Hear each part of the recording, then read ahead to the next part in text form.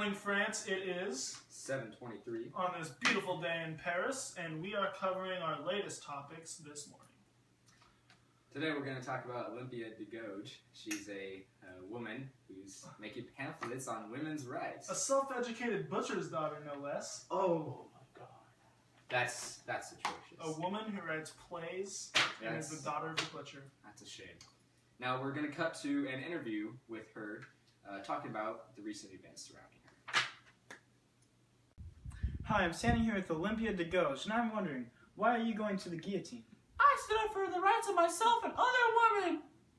Well, Olympia, what rights would you say those are? The right to vote, the right to own land, and very importantly, the right to leave marriage for you filthy Frenchmen. Well, that was Olympia de Gouges. Thanks for being on our show, Olympia. Oh, we're done with it? Where are we going? Where are we going? Where are we going? Looks like she's about out of time. Well, Olympia, you will not be missed. This just in, the Bastille has been stormed, led by an unemployed lawyer named Camille Desmoulins. What? Apparently he gave a speech which incited the peasants to revolt. They wanted more food? Why would they need food? They're just peasants. They don't even do anything around here. What is the world coming to these days?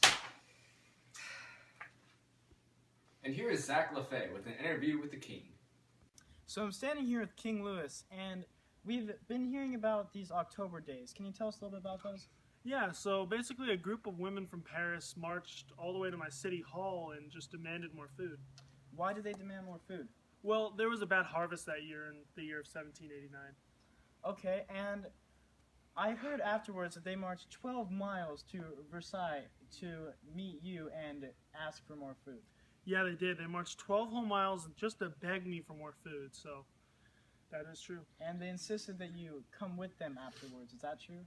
Yeah, basically I promised them that I would send them more food and grains, and they wanted me to go with them as like an alibi type thing. And so I did go with them, and they got their food. And did your whole royal family come too?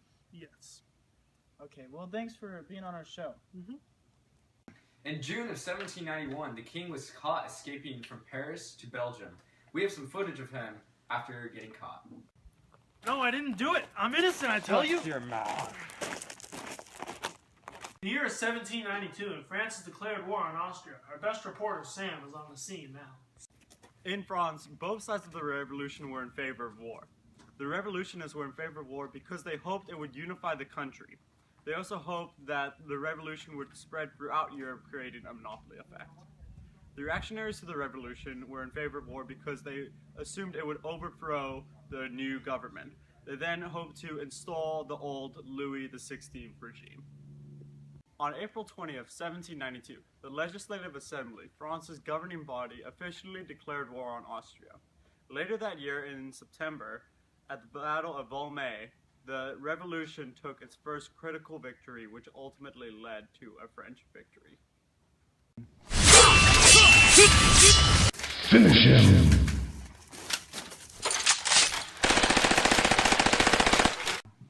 And our next topic is one of the most influential members of the Committee of Public Safety. Yes, this man is none other than Maximilien Robespierre.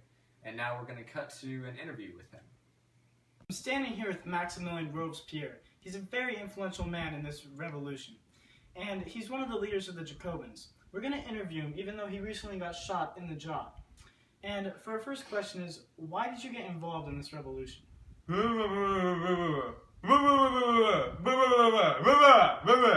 for my last question, why are you being punished? Why did you get shot, and why are you being sent to the guillotine?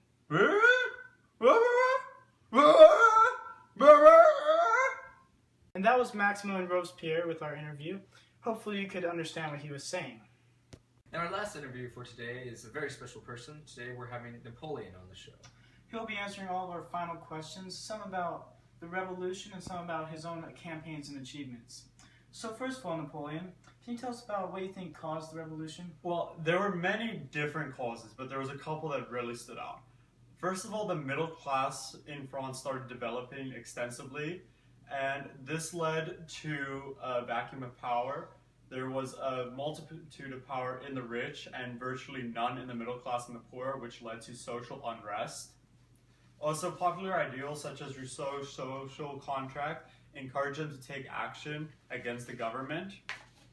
So this, combined with the large amount of poverty, led to an ultimate depression in 1789, which was caused largely by a shortage of food.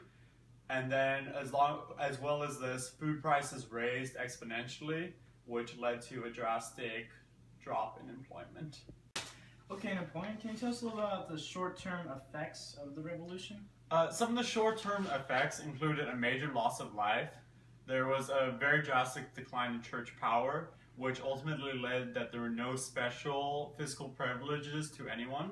And I ultimately implemented a uniform tax for all citizens so that there was equality. Well, what about the long-term effects? In the long term, I think it led to a stronger sense of French nationalism, and it helped the emergence of the middle class, and it set a precedent for all democratic governments. Wow, it's pretty exciting. Yes it is. So Napoleon, you've conducted quite a few campaigns throughout your years. What have been some of the achievements of these? Well, in 1796 or 1797, I drove out the Austrian army from northern Italy, and I then established French rule there. And then later on in 1799, I returned to France and I overthrew the Directory, which I had previously supported. I then set up a new French government called the Consulate, which I then ruled with 2 other people, but it was mainly me in power. And so ultimately in 1802, I was proclaimed Emperor of France. And that was a recap of the French Revolution. Tune in next time from our other studios to get a recap of the Haitian and American Revolution. And in case we don't see you again, good morning, good evening, and good night, friends.